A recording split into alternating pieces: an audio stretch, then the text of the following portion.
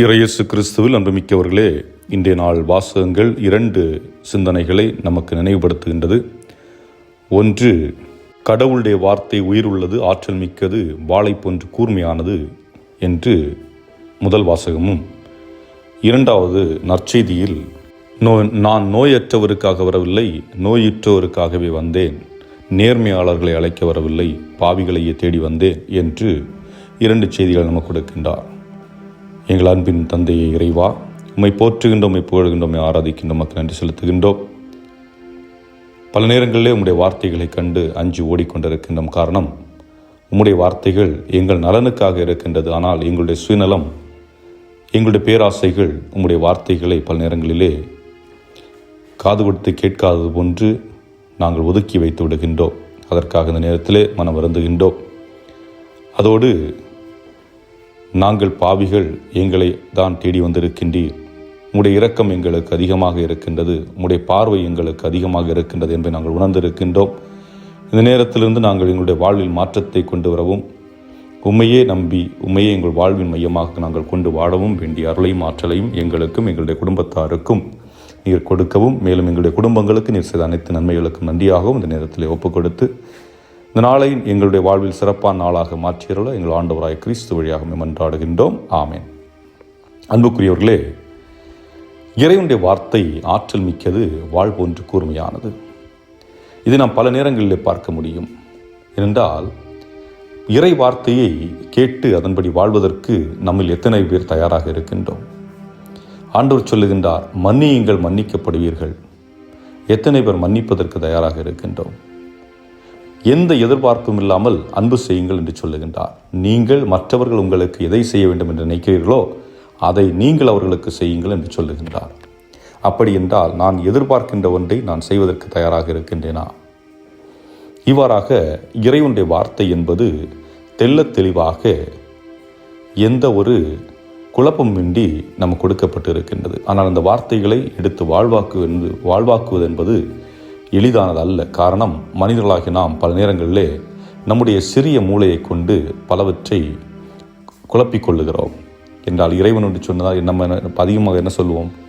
அந்த காலத்துக்கு அது ஓகே, இந்த காலத்துக்கு அது எப்படி? எந்த காலத்திற்கும் இறைவனுடைய வார்த்தை நிற்கும் என்பதுதான் யதார்த்தமான உண்மையும் கூட. ஏனென்றால் தவறுகள் செய்தால் காயப்படுத்தப்படுவீர்கள் என்பதுதான் இறைவனுடைய வார்த்தை. அதாவது நான் தவறு செய்தேன் என்றால் அந்த தவற்றிற்கான தண்டனை எனக்கு உண்டு. ஏனென்றால் என்னுடைய மனசாட்சி என்னை கொல்லும். வெளியிருந்து ஒருவர் என்னை காயப்படுத்த வேண்டிய அவசியம் இல்லை.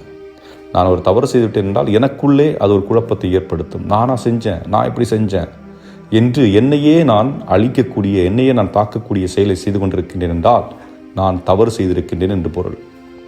ஆக இந்த தவற்றிற்கு, என்னுடைய மனக்குழப்பத்திற்கு ஆண்டவர் ஆறுதலாக இருக்கின்றார். ஆகவே தன்னுடைய நற்செய்தியிலே பார்க்கின்றோம், வரி வசூல் செய்து கொண்டிருந்த ஒரு மனிதர், லேவியை இயேசு அழைக்கின்றார். பொதுவாக வரி வசூல் செய்தவர்களை யூதர்கள் ஏற்றுக்கொள்ள மாட்டார்கள். காரணம், அவர்கள் உரோமையருக்கு வேலை செய்து கொண்டிருக்கின்றார்கள். உரோமையர்களுக்கு மக்களிடமிருந்து கப்பத்தை வாங்கி, அதாவது வரியை வாங்கி அங்கே செலுத்துவார்கள். அதில் கொஞ்சம் அவர்களும் எடுத்துக்கொள்வார்கள். இப்படி செய்வதனால் யூதர்களுக்கு பிடிக்காத ஒரு பணியை யூதர்களுடைய குழுக்களில் உள்ளவர்களை செய்கின்ற பொழுது அவர்கள் வெறுத்து ஒதுக்கி வைத்திருக்கின்ற நிலையிலே இயேசு அவரை சென்று என்னை பின் செல் என்று அழைக்கின்றார். இயேசுடைய வார்த்தையை கேட்ட அந்த மனிதர் இயேசுவை பின்பற்ற ஆரம்பிக்கினார். காரணம், யாரும் என்னை மதிக்கவில்லை, யாரும் என்னை ஏற்றுக்கொள்ளவில்லை, எல்லாரும் என்னை வேற்று மனிதராக, என்னை ஒரு எதிரியாக பார்க்கின்றார்கள். ஆனால் இந்த மனிதர் என்னை அழைக்கின்றார் என்று இயேசுவை அவன் உள்ளுக்குள்ளும் ஒரு மகிழ்ச்சி அவனுக்கு இருக்கிறது. அந்த நேரத்தில் இயேசு அவனை அழைத்தது மட்டுமல்லாமல் அவர் பாவிகளோடும் ஏழைகளோடும் உண்பதையும் நாம் விவிலியத்தில் வாசிக்கின்றோம். ஆக இயேசு வசதி படைத்தவர்கள், பதவியில் உள்ளவர்கள் அல்லது வெளியிலே ஆடம்பரமாக சுற்றக்கூடியவர்கள் என்று பார்த்து வரவில்லை. மாறாக யாருக்கு தேவைப்படுகிறார்?